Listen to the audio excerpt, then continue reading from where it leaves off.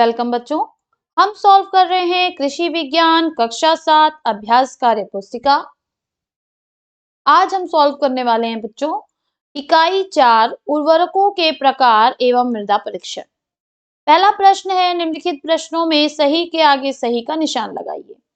Ammonium nitrate में nitrogen की मात्रा पाई जाती है, तो कितनी पाई जाती है बच्चों? 33.5%। तो ऑप्शन अ जो है वो हमारा सही हो जाएगा। यूरिया में नाइट्रोजन की मात्रा होती है 46%। मोनो अमोनियम फॉस्फेट में फास्फोरस की मात्रा कितनी होती है बच्चों? 48%। नेक्स्ट हमारा है हड्डी के चूरे में फास्फोरस की मात्रा होती है, कितनी होती है? 20 से 25%। फिर कह रहा है म्यूरेट ऑफ पोटास में पोटास की मात्रा पाई जाती है, कितनी? 60%। नेक्स्ट हमारा क्वेश्चन कह रहा है बच्चों रिक्त स्थानों की पूर्ति कीजिए। वायुमंडल में विद्यमान नाइट्रोजन की डैश प्रतिशत मात्रा होती है, कितनी होती है बच्चों? 78%। कैल्शियम नाइट्रेट में नाइट्रोजन की डैश प्रतिशत मात्रा होती है, कितनी होती है? 15%। अमोनियम सल्फेट में नाइट्रोजन की मात्रा डैश पाई जाती है, कितनी बच्चों? 20%। जल में घुलनशील उर्वरक का नाम डैश है, क्या है? Single super phosphate. Muriate of potash में पोटास की मात्रा डैश पाई जाती है, कितनी पाई जाती है बच्चों? 60% पाई जाती है। चलिए नेक्स्ट क्वेश्चन पे चलते हैं। नेक्स्ट कह रहा है कि निम्नलिखित प्रश्नों के उत्तर एक शब्द में दीजिए। दलहनी फसलों की जड़ों में नाइट्रोजन स्थिर करने वाले सूक्ष्म जीवाणु हैं, कौन है बच्चों? राइजोबियम जीवाणु। नाइट्रोजन प्रदान करने वाले जैव उर्वरक का क्या नाम है? Azotobacter culture. ठीक है। फास्फेटिक उर्वरक जो पानी में अघुलनशील तथा साइट्रिक अम्ल में घुलनशील होते हैं उन्हें कहते हैं, क्या कहते हैं बच्चों? Basic slag. ऐसे उर्वरक जो पानी तथा अम्ल दोनों में अविलेय हैं उन्हें हम क्या कहते हैं? Rock phosphate. दो या दो से अधिक उर्वरकों को कहते हैं, क्या कहते हैं? मिश्रित उर्वरक कहते हैं बच्चों। चलिए नेक्स्ट क्वेश्चन कह रहा है कि सही पर सही तथा गलत पर गलत का चिन्ह लगाइए। सोडियम नाइट्रेट में नाइट्रोजन की मात्रा 16% पाई जाती है, बिल्कुल सही है बच्चों। यूरिया घोल यानी अमोनिया में नाइट्रोजन 35% पाया जाता है, ये भी बिल्कुल सही है। घुलनशीलता के आधार पर फास्फेटिक उर्वरकों को 5 वर्गों में बांटा गया है, गलत है बच्चों। पोटेशियम क्लोराइड में पोटाश की मात्रा 50% पाई जाती है, ये भी गलत है। डाई कैल्शियम फॉस्फेट में 32% फॉस्फेट पाया जाता है, ये सही है बच्चों। चलिए नेक्स्ट हमसे कह रहा है कि स्तंभ क को स्तंभ ख से सुमेलित कीजिए। नाइट्रेट उर्वरक कौन है बच्चों? सोडियम नाइट्रेट, नाम से ही पता चल रहा है। सिंगल सुपर फास्फेट क्या है? 16% फास्फोरस इसमें होती है। यौगिक उर्वरक नाइट्रोजन और फास्फोरस पोटास। जैव उर्वरक राइजोबियम।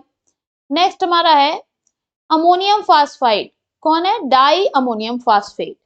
चलिए नेक्स्ट चलते हैं। कह रहा है निम्नलिखित उर्वरकों की पहचान कीजिए। यूरिया, यूरिया कैसा है? नत्रजनी।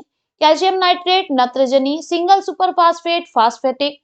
सोडियम नाइट्रेट नत्रजनी। Ammonium phosphate phosphatic. Mono ammonium phosphate phosphatic है बच्चों। इसी तरह हमारा देखिए रॉक फास्फेट फास्फेटिक, हड्डी का चूरा phosphatic, die calcium sulphate phosphatic. ठीक है। चलिए नत्रजनी का मतलब नाइट्रोजन पाया जाता है, फास्फेटिक का मतलब उसमें फास्फोरस पाया जाता है। निम्नलिखित में बेमेल को छांट कर लिखिए।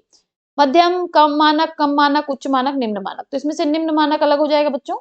नेक्स्ट कह रहा है नाइट्रोजन स्थिर करने वाले जैव उर्वरक, फास्फोरस स्थिर करने वाले जैव उर्वरक, सल्फर स्थिर करने वाले जैव उर्वरक, कार्बनिक पदार्थों को स्थिर करने वाले जैव उर्वरक। तो इसमें सल्फर स्थिर करने वाले जैव उर्वरक जो है ये गलत हो जाएगा बच्चों, और यहाँ पे जो लिखा था वो गलत है, तो आप उसको भी मिटा लेंगे। ठीक है।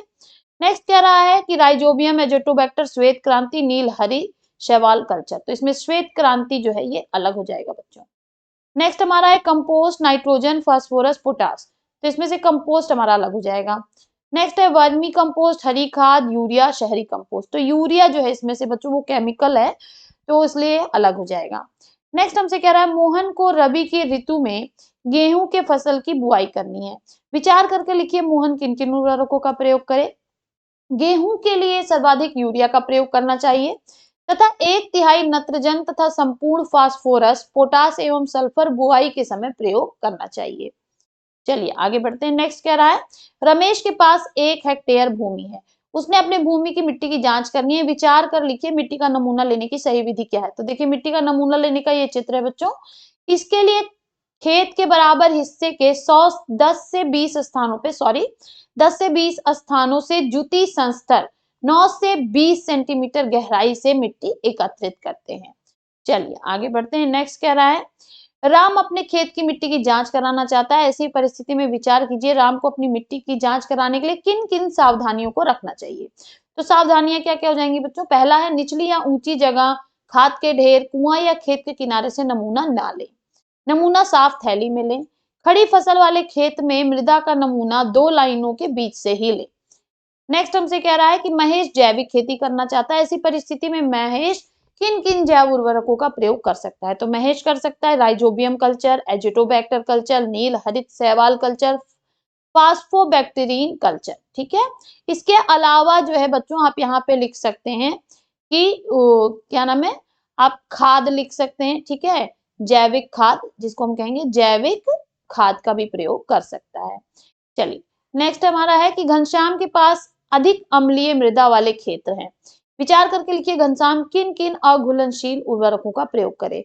तो घनश्याम को रॉक फास्फेट और हड्डी का चूरे का प्रयोग करना चाहिए। चलिए आगे बढ़ते हैं। निम्नलिखित पर संक्षिप्त टिप्पणी लिखिए। जैव उर्वरक से लाभ। तो ध्यान देंगे कि जैव उर्वरक से क्या क्या लाभ है। भूमि की उर्वरता में वृद्धि होती है, नाइट्रोजन स्थिरीकरण होता है, फास्फोरस को विलेय बनाता है, जैव पदार्थों का तीव्र अपघटन होता है, भूमि की जल धारण क्षमता में वृद्धि होती है। फिर कह रहा है जटिल उर्वरक की उपयोगिता क्या है। इनमें पोषक तत्वों की अधिक मात्रा होती है, इसकी लागत कम होती है, 50 से 90% नाइट्रोजन व फास्फोरस पौधों को मिल जाते हैं। नेक्स्ट कह रहा है मिश्रित उर्वरक से क्या लाभ है। ये सस्ते होते हैं, इनसे पैदावार में वृद्धि होती है, मिट्टी व फसल की आवश्यकता अनुसार होते हैं, इनका रख रखाव आसान होता है। चलिए यौगिक उर्वरक का वर्गीकरण। तो 3 तरह के हैं, कम मानक, मध्यम मानक और उच्च मानक। नेक्स्ट कह रहा है पोटेशियम उर्वरक का विश्लेषण लिखिए। वे उर्वरक जो पौधों को पोटाश देते हैं, जैसे म्यूरेट ऑफ पोटाश। ओके, चलिए आगे बढ़ते हैं। कह रहा है निम्नलिखित संकेतों की सहायता से दी गई वर्ग पहेली को हल कीजिए। तो पहले बच्चों हम यहाँ हल कर लेते हैं। देखिए, अघुलनशील उर्वरक की श्रेणी क्या है, रॉक। नत्रजन उर्वरक के वर्ग में आता है कंपोस्ट। सूक्ष्म जीव किसमें कल्चर होते हैं, जैव उर्वरक में। मिश्रित उर्वरक विशेष उर्वरक कहलाते हैं। जैविक उर्वरक मिलता है कहाँ से, शैवाल से। 2 या 2 से अधिक उर्वरकों का मिश्रण क्या कहलाता है, यौगिक। पौधों की वृद्धि अच्छी एवं शीघ्रता से कौन करता है बच्चों, फास्फोरस। ठीक है, तो अब हम इसको यहाँ पे भर लेंगे। देखिए, तो यहाँ पे भरने के लिए बच्चों आप ध्यान देंगे। देखिए,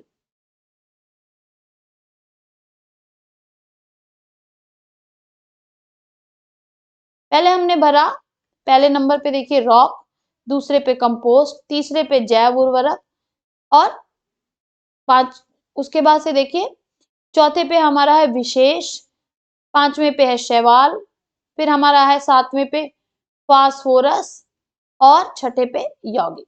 ठीक है, चलिए आगे बढ़ते हैं, नेक्स्ट क्वेश्चन पे चलते हैं।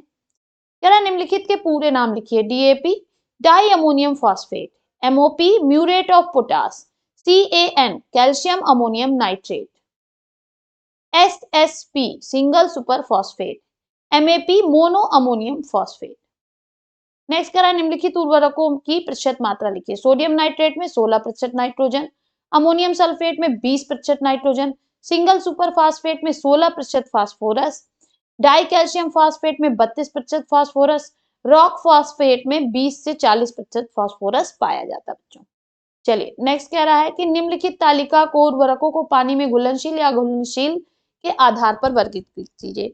तो देखिए अमोनिया सल्फेट ये क्या है, घुलनशील है। कैल्शियम नाइट्रेट घुलनशील है, अमोनियम सल्फेट नाइट्रेट घुलनशील है, यूरिया भी घुलनशील है। ठीक है, अमोनियम फास्फेट जल में घुलनशील है, सिंगल सुपर फास्फेट जल में घुलनशील है, मोनो अमोनियम फास्फेट जल में घुलनशील है, डाई कैल्शियम फास्फेट अघुलनशील है, सोडियम नाइट्रेट घुलनशील है, वेसिंग स्लैग अघुलनशील है, रॉक फास्फेट अघुलनशील है, हड्डी का चूरा अघुलनशील है। ठीक है, तो इस तरह से हमने यहाँ पे लिख लिया। फिर कह रहा है मृदा नमूना लेने की सही विधि का चित्र बनाइए। तो देखिए यहाँ पर चित्र इन्होंने बनाया हुआ है, 3 चित्र बनाए, ये स्टेप वाइज है कि सबसे पहले हमको जगह खोजनी पड़ेगी कि कहाँ कहाँ करना है। ठीक है, फिर वहां पे हमें गड्ढा खोदना पड़ेगा और इस तरह से गड्ढा खोदेंगे, उसके बाद यहाँ से हम मिट्टी का नमूना लेंगे। तो ये भी बना हुआ था पहले ही, बस हमें क्या करना था, तो हमारी बुक में जो बना था वो चित्र यहाँ पे हम बना भी सकते हैं, और नहीं तो ऑलरेडी ये चित्र बना हुआ है बच्चों। तो इसमें कहाँ से लेते हैं, देखिए यहाँ से लेते हैं। ठीक है, तो आप देख पा रहे हैं यहाँ पर हमारा बच्चों ये चैप्टर खत्म होता है। फिर मिलेंगे नेक्स्ट वीडियो में कुछ और प्रश्नों के साथ। तब तक के लिए पढ़ते रहिए, आगे बढ़ते रहिए और मेरे वीडियोस को आप शेयर करिए अपने क्लास के बच्चों के साथ और ज्यादा से ज्यादा बच्चों से सब्सक्राइब कराइए। बाय बाय बच्चों।